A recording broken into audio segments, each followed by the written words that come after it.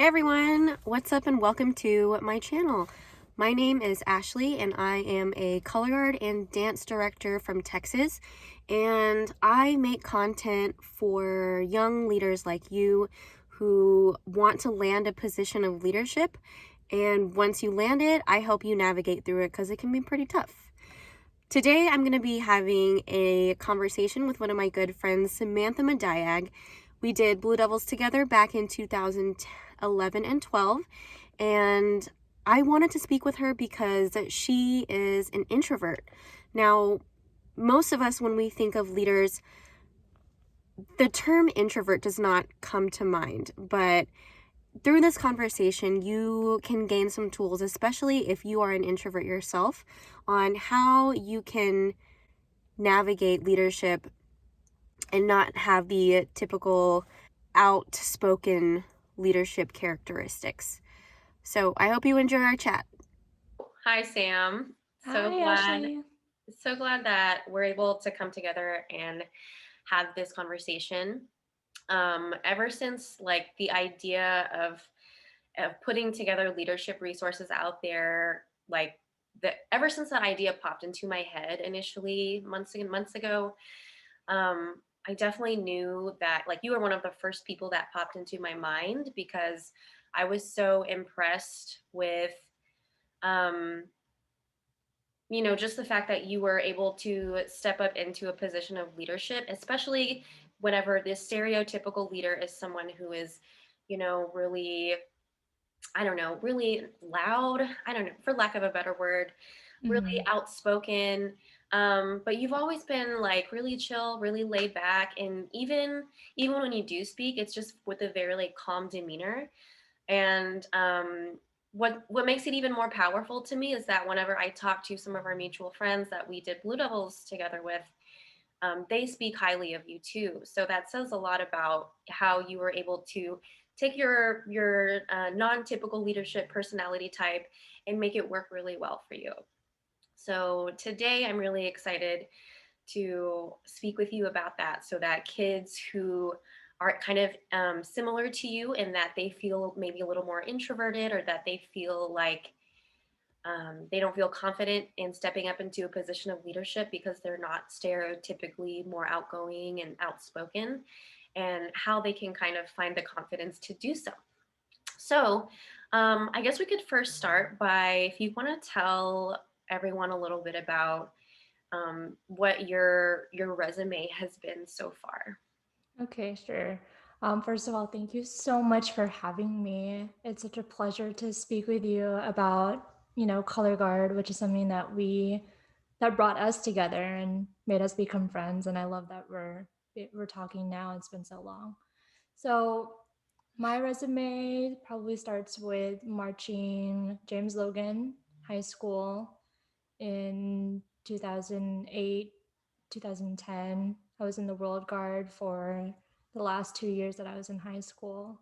And I joined Blue Devils right after that, jumped right in from 2010 to 2014. And I was the Blue Devils color guard captain 2013, 2014. That's 7 years, right? No, so well, for color guard, I actually started back when I was in eighth grade. And then competitively at a world class level, I started in high school with Logan World Guard for 2 years. And then I actually did 1 year of independent World Guard with SCV in 2011. For drum corps, I was always with the Blue Devils. I was there for 5 years from 2010 to 2014. And those last 2 years of marching was when I was captain. And my whole life basically changed because of that experience, but definitely for the best. And then my last hurrah was Blue Devils International in 2015 when we got to go tour Europe, and that was also amazing.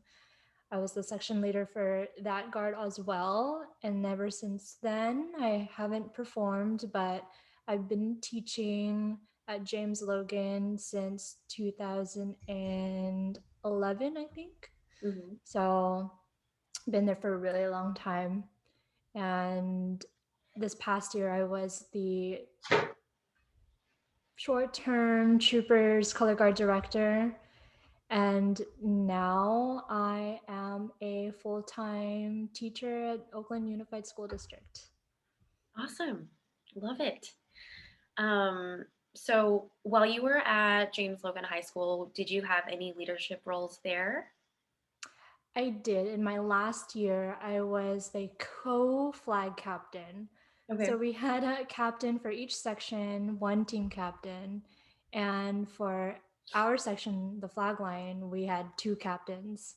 And I totally understand why my staff did that. Hmm. And that's just because even back in high school, even more so in high school, I was just so quiet, so shy. You Hmm. know, I didn't think that I exhibited any real leadership qualities, but I think they saw in me the potential to be one of those kind of lead by example leaders, Yeah. and they paired me with a more outgoing person in the line. So we kind of co led our line, which was really great because, you know, that helped me set up for what would later become me becoming captain in the Blue Devils, although at a much larger capacity. Hmm. But it was like, it was a little introduction and it was hard, even as much as, you know, I was confident in my abilities to be a flag performer.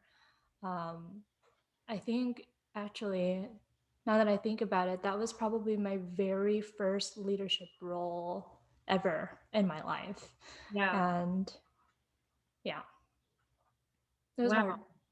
Hmm. Um, what exactly did you find hard about that? I think I'm the kind of person that puts a lot of pressure on myself to excel in any role that I'm given. Hmm. And of course, I was so honored to have been chosen as a co captain for our flag line that I just really wanted to be the best that I could be, even though no one was telling me that there were things that I needed to improve on. I think maybe the hardest part was just getting over my fear of not being good enough or not being deserving of the role, because I knew that I wasn't outgoing. Like all of the other captains in our team that year were, you know, obvious choices. They were loud, or not loud in a bad way, but We're you know, outspoken. Yeah. they they were not afraid to speak up, Mm, and okay. I was. Right. And you know, having to do that, like public speaking was my weakest skill, Mm, and so having to employ that in this role was really difficult for okay. the first time, at least. Yeah. Do you feel like there was some kind of transformation that you went throughout that year that you were co-captain, that you like stepped into your position a little more confidently? Tell me more about that. Okay, so I think um it was kind of a gradual transformation. Some It was a role that I became more comfortable doing as time went on, because thankfully, you know, those roles were set at the beginning of the winter season, and I had the whole season to just kind of. I don't think I had the whole season to like, okay, now she's finally a leader. It took me that time to be comfortable inside, but actually doing the role was something that I felt like I had to jump into right away. And every day facing the fear of public speaking and just doing it, Hmm. you know, over time, even though maybe the people that I was speaking to wouldn't be able to sense that I was super nervous, like inside I would always be really, really, really nervous. Yeah. But after just, you know, practice after practice after practice, eventually it would become a little bit less nerve wracking for myself. Right. And that really set me up for future success overall, because being able to speak to a small or a large crowd of people is something that I face, you know, all the time now that I'm working, and even in school. So it was really good practice for me. That's great. And Hmm. what do you I feel like a lot of people can probably relate about, like, even when I recall to when I was in high school and we had to do those little assignments where you'd have to go to the front of the classroom and speak. I remember feeling really nervous, so I can relate to that a lot. But I guess when it came to like my intimate group, my color guard group.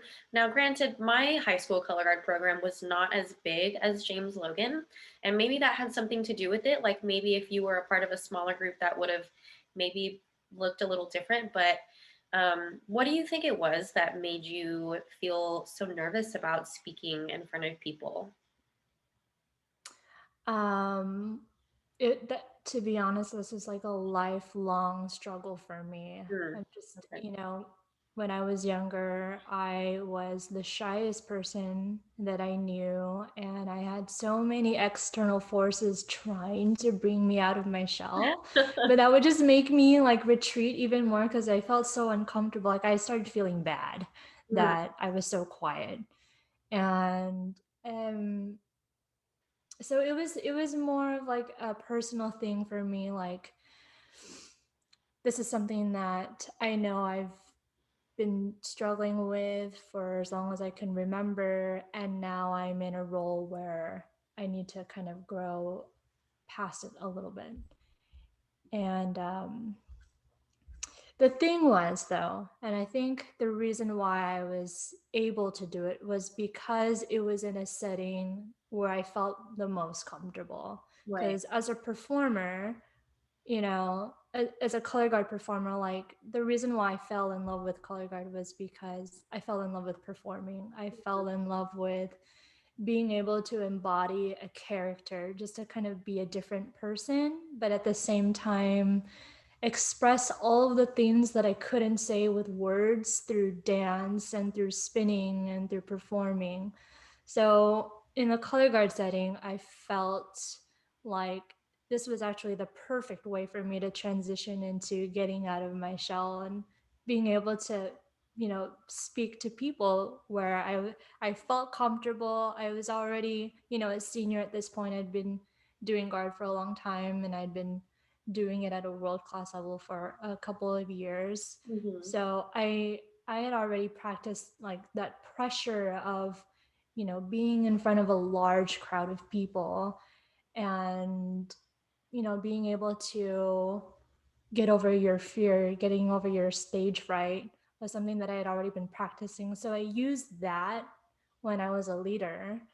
And, even though it was harder for me because I would rather, at that point, I'd rather express myself through my movement instead of through speaking. I kind of used my like performance mindset to help me get into a place where I could feel comfortable speaking in front of my peers. Yeah, I love that. It's such a classic, like, caterpillar to butterfly transformation story. And it really is having the courage and the confidence to speak up in front of even a small group of people. It's such a real life skill. And I feel like we don't realize that until we become older, you know? Mm-hmm. At your job, you're going to have to speak in front of people in some kind of capacity, especially if you want to advance and make more money. A lot of the time, you're going to have to possess that kind of skill um, so that you can lead and thus make more money in many instances. Obviously, there are cases where you don't have to do that in order to make money, but um, that's really beautiful, and I love hearing that you were able to, because it was a lifelong thing for you, you know. It was. So it's really cool. And then later on here soon, we're gonna get to talk about the even juicier stuff when you get into the Blue Devils leadership. So did you ever think that you would have that role? Never, ever. In my wildest dreams, never. Um, when it happened, when they made the announcement, like there was not even one brain cell that was like, maybe you should prepare for the event that, they're going to say your name. Like, I just really didn't think it was going to be me. I mean, the same thing that, happened when I was in high school. But probably even more so, maybe 100 times, because it's the Blue Devils, Right. it's Yeah. the most successful color guard in drum corps history. And who am I to be, the leader of such a group? Especially when there were so many, in my eyes, more talented, more outgoing people, more experienced people that could have been the leader. But oh man, actually, I swear to God, I think my jaw dropped probably when they announced that I was going to be the captain. That's funny. And I was not surprised one I, bit. really? Yeah. No way. Yeah, no, there's just, I don't know, maybe it's the Scorpio in you, but I think there's Hmm. just something that you, like a charisma, a really special energy that you possess about you that I feel like, um, I mean, like I have no idea who you were up against and who the other contenders were, but when I heard about it, there was not a single thought in my mind that was like, what? If there was, it was more like a what in terms of like, yeah, like heck yeah, that's my friend. Um, but you've always been, so excellent, and you've always had such high standards and such, and even that season too. And we can talk a little bit more about this later. But I heard that year, just in terms of drama, it was non-existent, which is so hard to come by. Mm. But sorry, back to what you were saying. Oh no, I thank you so much for saying that's really sweet. Because as a Blue Devil alumni, like you're a Blue Devil for life, and we all care about the organization even after we leave. So to hear you have positive feelings about me being captain is really sweet. Um, yeah, 2013 was my first year being captain, and that I would probably say was the turning point in my life. Mm, Because even though I had a little taste of it in high school, James Logan is a completely not the different ball same game. at all. Yeah. It's completely different. God, I was terrified, to be honest. And I was I like, don't blame you. I would be. I would be too. yeah, I was just, of course I was honored, so humbled, and I was just like, wow, I'm so grateful that the staff believed in me enough to put me in this role, and now I just have to step up. There's that same feeling of, okay, they trust me, and now I need to learn to trust myself, Mhm. even though this is something that I've never done before, something that I had never expected to happen to me. Yeah. And I think because of it being the Blue Devils, us, going after however many championships we were going after that year, there was just so much pressure. And I think, they're not, I haven't thought about those years in a while, but it's good to know that you've heard that there wasn't drama, Hmm. because there really was minimal drama the 2 years that I was captain, which was one of my objectives. Because if we can't work together as a group, like if we can't even just enjoy being around each other, how in the heck are we going to get a championship in this group activity? Right. And me, us, like, we marched before, and I'm not trying to speak badly about the years that I marched, but there was definitely drama, and it made it hard to do the best that I could do on the field or even at practice. So I wanted to eliminate that as much as possible. I remember when they announced that I was captain, literally throwing me into the deep end. Right after that, they're like, okay, speech. And I was like, oh my God, I'm like, hold on, I couldn't even get a moment to process. I was literally thrown in the middle where everyone formed a circle around me. Of the color guard, right? And they're like, speech, speech. And the first thing that came to my mind was unity. I want us to be united.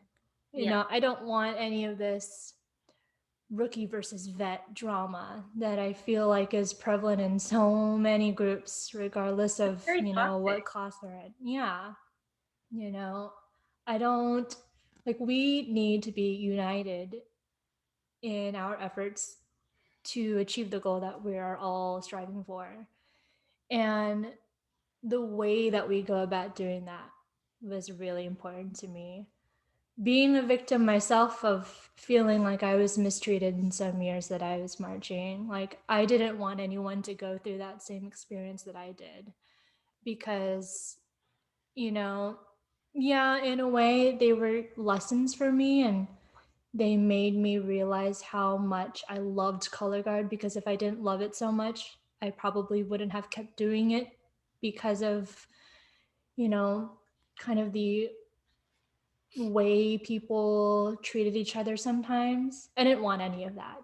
And I for sure did not want to be the reason why people felt like they didn't want to come back, or Right. they didn't want to be a part of this team. Mm-hmm. Um, Something that I wanted to create was a sense of family. And, you know, having that guard family, I've probably only experienced it once before I became captain. When I was marching Independent World Guard with Santa Clara in 2011. Mm-hmm. It was like, you know, we're just a bunch of adults who love color guard, who are I coming love together that to season, have by the way. fun, It was such a good right? show. Yeah. Oh, thank you. I love this show too. And it was, you know, it made everything so much easier Mm-hmm. when you can just walk into a space that you know is safe, and, you know, you're ready to have fun and you're ready to do your job. And I didn't really feel that in the previous years marching with Blue Devils. And I could kind of understand why, because it's just so high pressure. You know, everyone's eyes are on us, especially for the color guard. Like, we were on a win streak for how many years, you know, everyone is kind of just waiting for their turn, and we have to stay on top of ourselves. And sometimes the stress from that can manifest in ways that aren't always kind. Yeah. And I wanted to prevent that as much as possible. So that was kind of the basis of the way that I led, when I was the captain at the Blue Devils. Mm-hmm. And it was definitely, you know, those 2 years, even though the first year was so hard because I was just forcing myself to become the person that I had always wanted to be my entire life.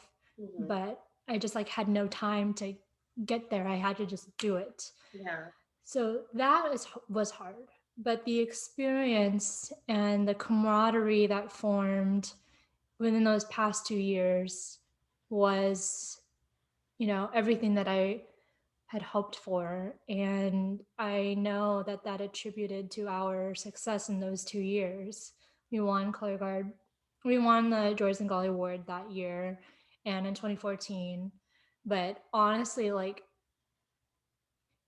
to me, like, awards are great, of course, but I just love how close the color guard got those two Mm-hmm. years. Like, I made so many, I'm still friends with everyone basically, or like, you know, like, there may have been tiny little dramas here and there, but I think overall, especially in 2014, in the second year that I was captain, when I was way more comfortable with myself, I had already had a year of experience being a leader.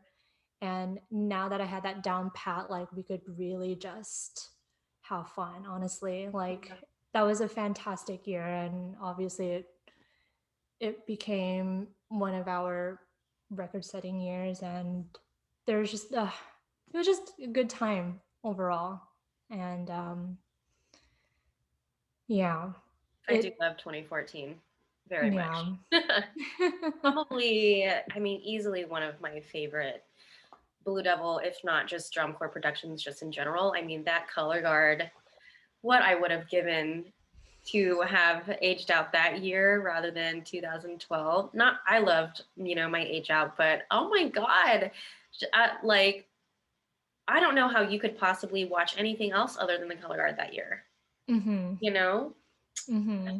But so when it came to, um, you know, having to reprimand people, or times where you had to speak up and kind of be more outspoken and loud. How did you navigate that as someone who was a little more reserved? Mm-hmm. Well,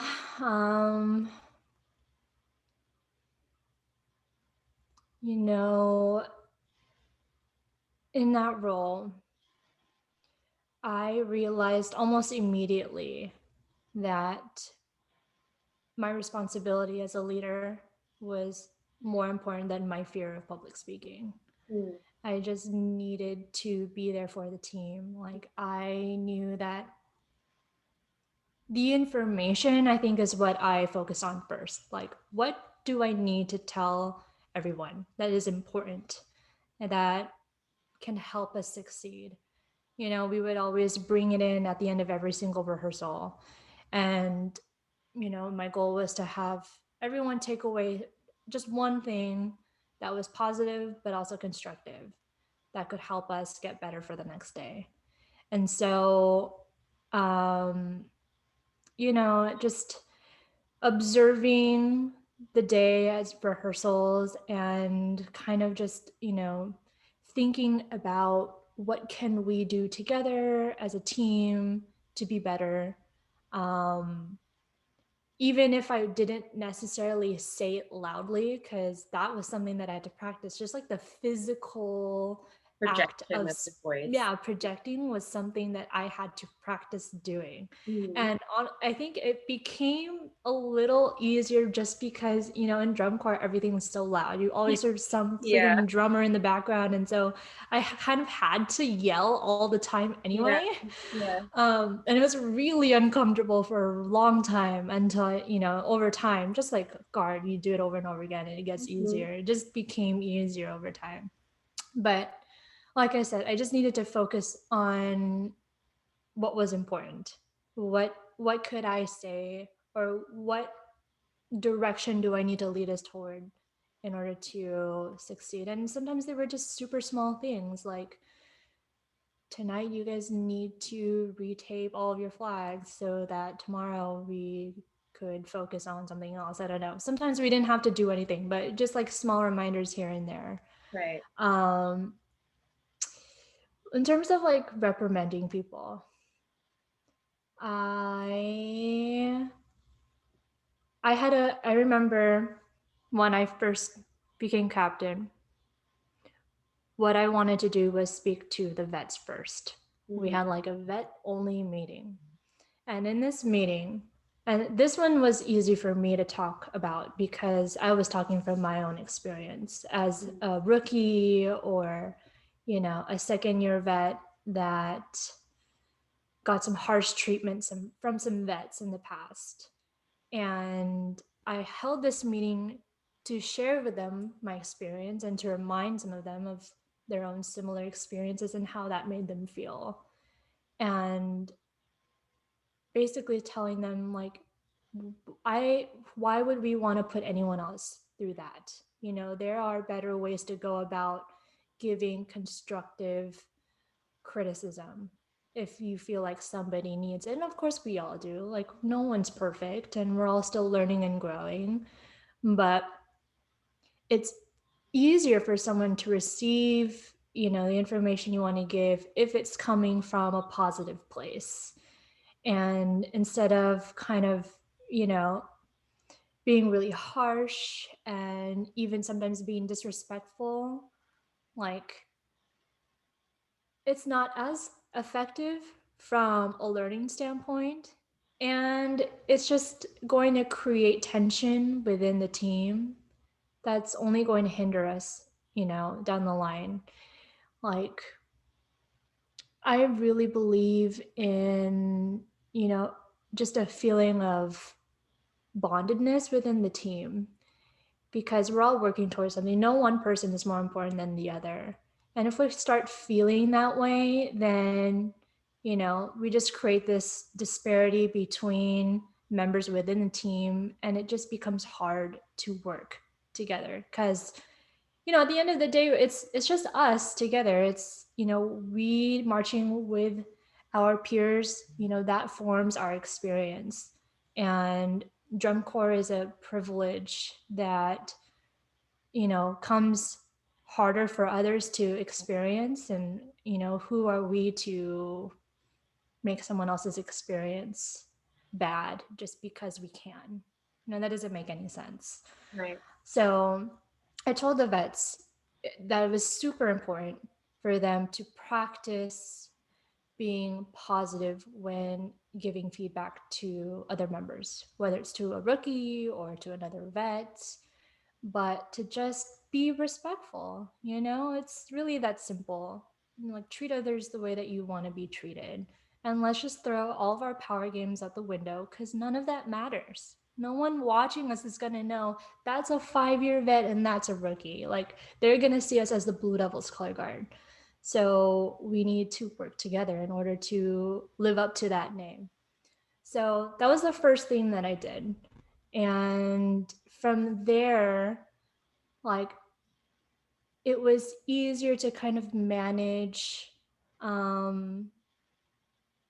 things that came up because I had set that expectation at the beginning of the season. Mm-hmm. So it wasn't like, okay, I'm captain, sure, whatever, you guys do whatever you want, and then something comes up and now I have to go intervene and talk and then make it a whole thing.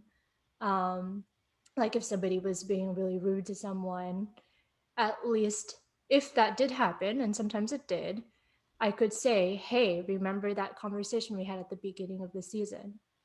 That's not in line of what we're trying to do. Can you please apologize and be better next time? So just setting expectations, I think, is really important. And when something did come about, sometimes things happen and you need to have a serious talk with somebody. I would just approach it the same way that I told the vets. Like, as a leader, you are leading by example as well. I can't be telling the vets you have to be respectful to people when me myself, I'm gonna go yell and be harsh and whatever to somebody that I think is doing something wrong. So when somebody had done something, that was kind of a big deal and we needed to talk about it, I did my best to be as respectful and, open to what they were experiencing, trying to understand, like, what happened, like, why did you feel you need to do this? Mm-hmm. And how can we help that situation? And then once we figure that out, it was easier for that person to understand what they had done and kind of make amends for it, either apologize for something that they had said or kind of just change their behavior so it's a little bit more positive for the rest of the team. That's great. I think so often people get so wrapped up in the power that they can possess as a leader, or it really blows their ego up, and they don't think about we before me. And it sounds like what made those 2 seasons so successful for both you as a leader, but everybody else just as a member, was that, number one, you wanted to make sure that everyone was being nurtured and taken care of, and no one was being belittled or degraded, and that it was a safe space to make mistakes. Obviously, the goal is not to make mistakes, but they happen. We're humans. So whenever you're allowed to make mistakes without being dehumanized and belittled, it makes it so much. Your stress level goes down, and when your stress level goes down, your ability to perform to your full capacity and your full potential skyrockets, because you're not afraid and stressed out about messing up and then what happens after. I remember that feeling in drum corps, and oh my god. Luckily, I think it helped to make me stronger emotionally and mentally, but not everybody gets that lucky. For some people, it can be like, it can cause some kind of PTSD, and it can be really crippling.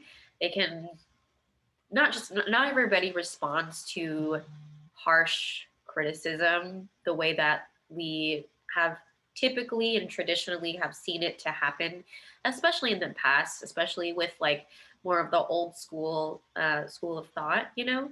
So it's great that this idea of like fostering positivity and nurturing is becoming more common, because I really do think it's such a game changer, you know.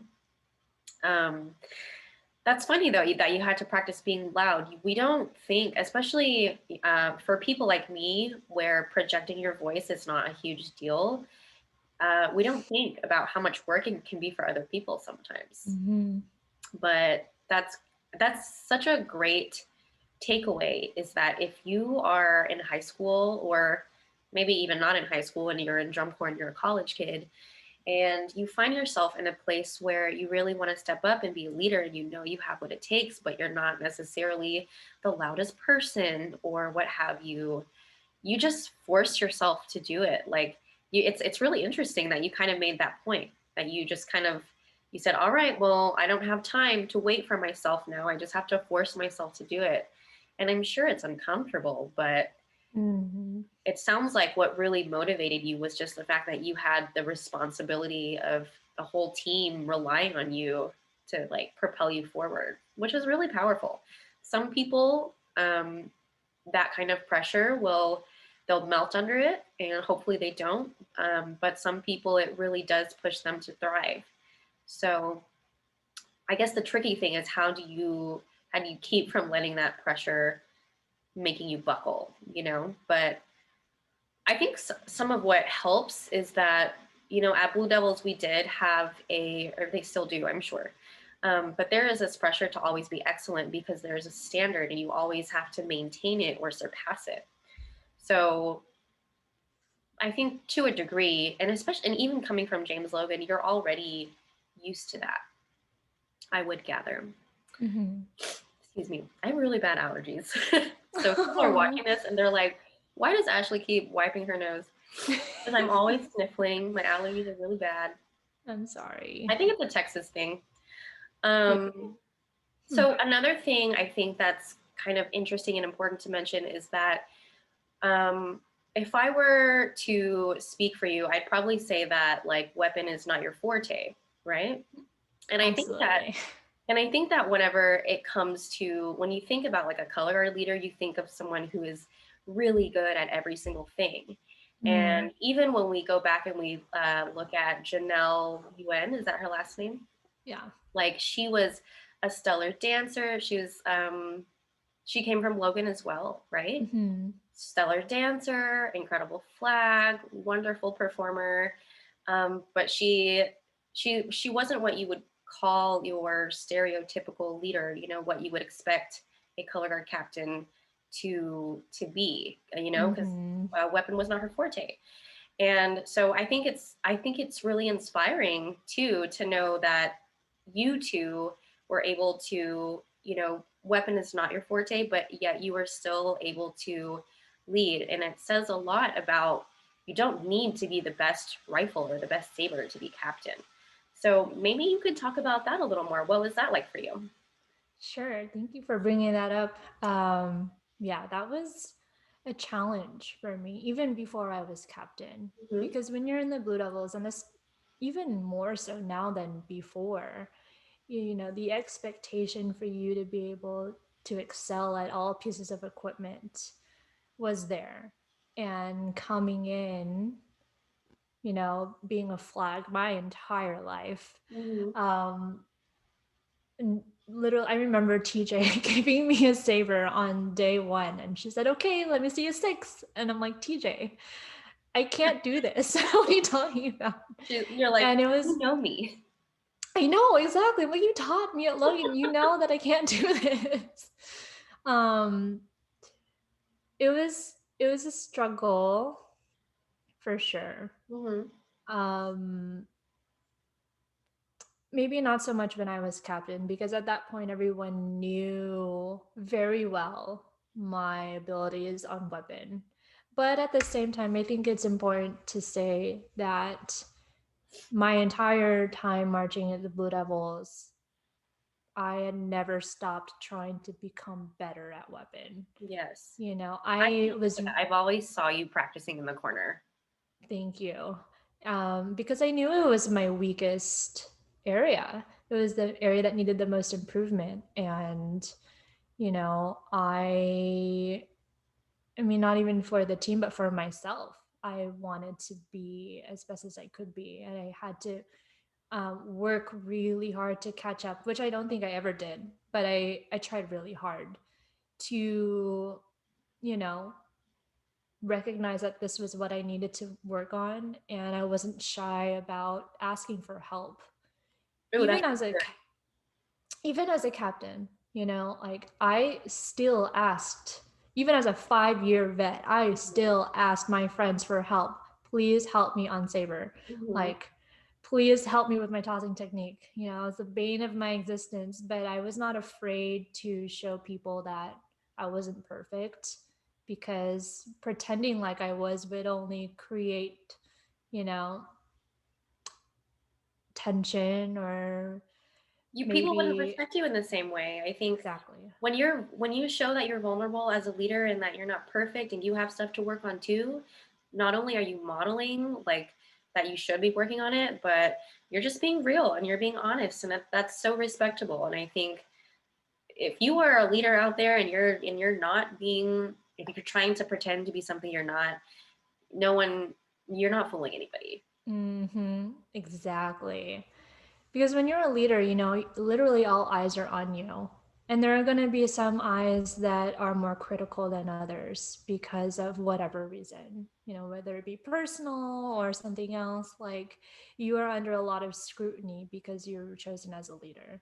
And I think, especially in the Blue Devils and the culture that was there before I became a captain, that was even more so. Like, Sam is the captain, she can't even, you know, do this and that on weapon or whatever, she's not even loud or whatever. Like, she's not even an age out. When the first year that I was a captain, there were a lot of things that I know were going around, but you kind of just, you know, you have to tune it out because it's not important. And you have to remember who you are Mm. and own up to the things that are actually factual. Like, yeah, I know I'm a weak weapon, but I'm not going to pretend that I'm great at it, because I know I'm not, and I'm going to keep practicing. And like you said, I wanted to be an example of know what you need to improve on and actively work on it all the time. Like, you can't just keep doing what feels good because you know that you're naturally good at it.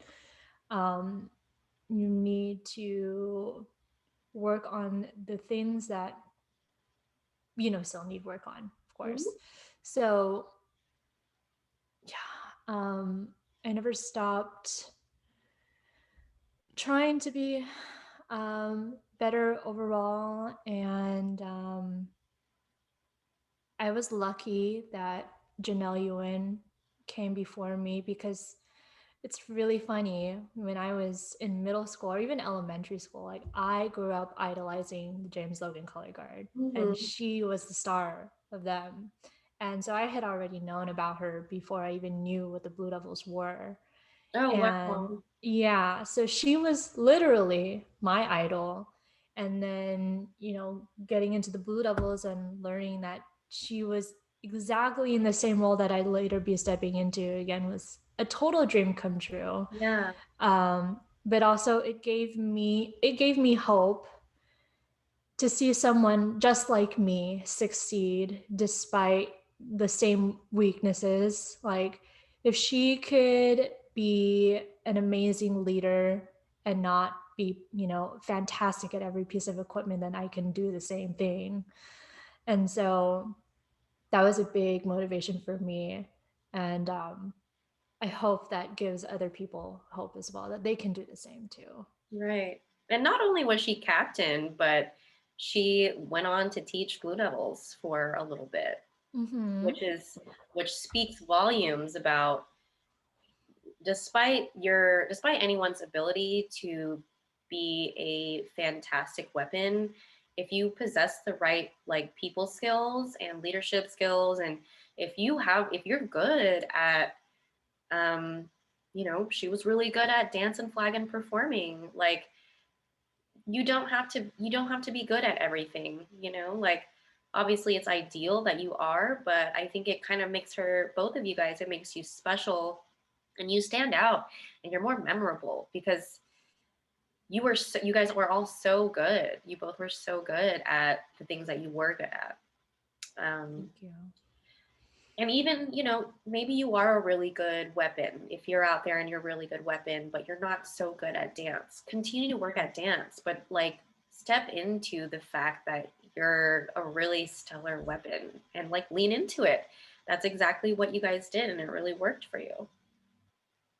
Absolutely. Thank you. Oh my gosh. It's still such an honor to like even be in the same sentence as Janelle Yuen, because again, I grew up, idolizing her. Yeah. But I agree, I gained confidence from knowing that I was strong in the areas that I was strong in. Right. And that definitely allowed me to lead with confidence. So exactly like you said, if you know you're a fantastic weapon, but maybe need a little bit more work on your dancing skills or your flag skills, like don't let that get you down because no one is perfect, Mm-hmm. and use that as an opportunity to show everyone that you can also grow, and that means everyone can grow.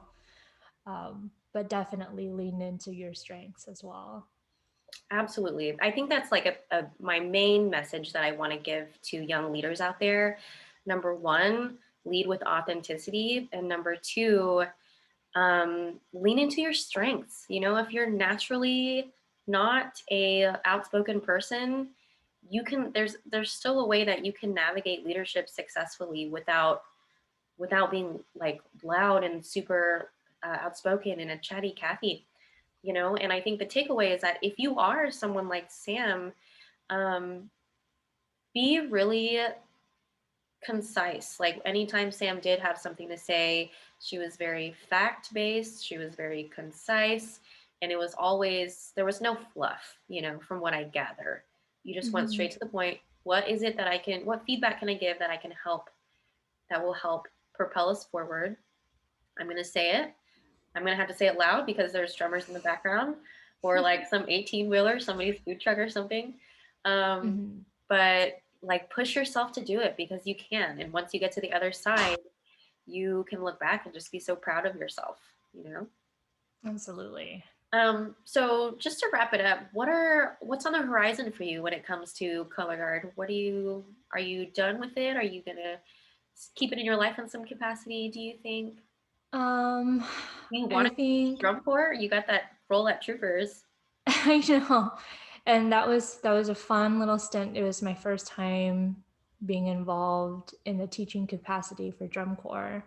And I enjoyed it a lot, and I was sad when it ended, but it gave me some really valuable experiences, including a trip to Costa Rica, Nice. where I got to work with the local marching band in La Fortuna, Nice. and Oh, we did like a clinic where we taught them, or I guess I was the only color guard instructor, and here was I. It was a really fun experience.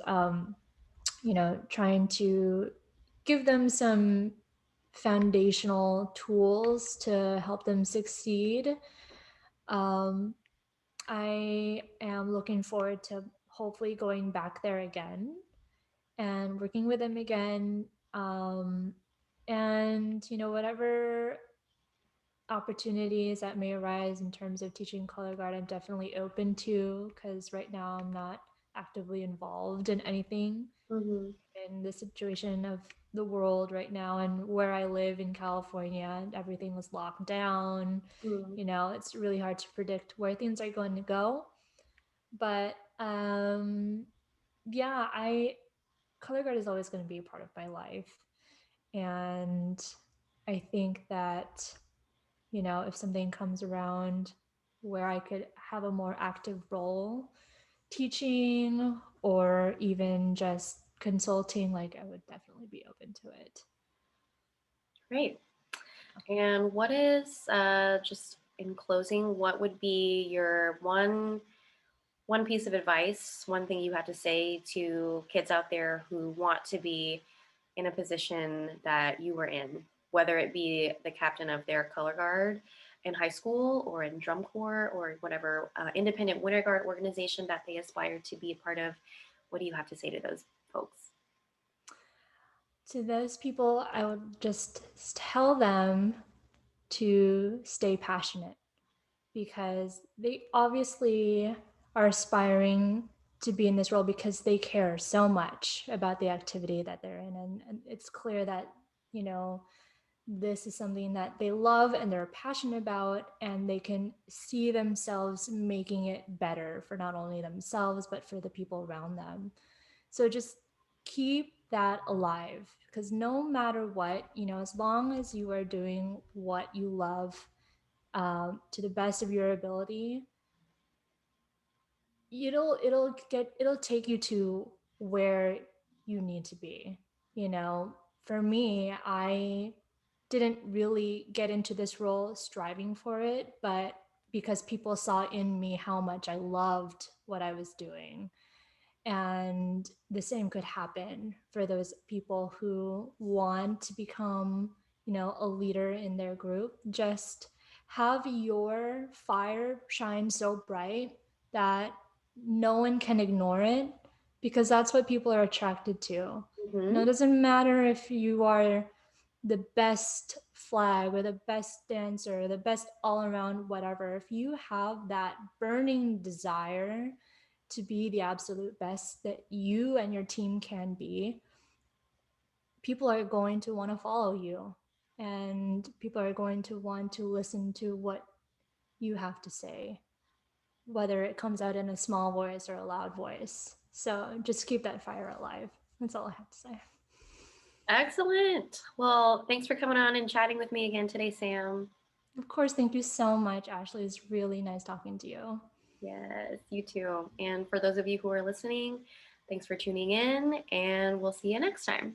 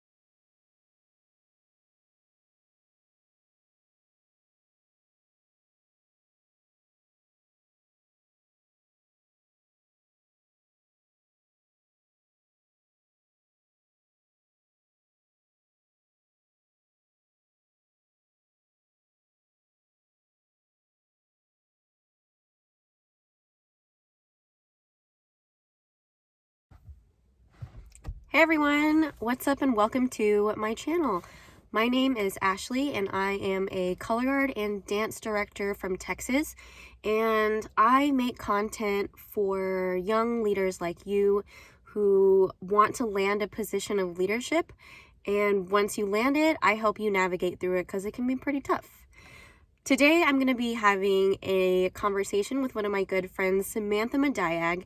We did Blue Devils together back in 2011 and 12, and I wanted to speak with her because she is an introvert. Now, most of us, when we think of leaders, the term introvert does not come to mind, but through this conversation, you can gain some tools, especially if you are an introvert yourself, on how you can navigate leadership and not have the typical outspoken leadership characteristics. So I hope you enjoy our chat.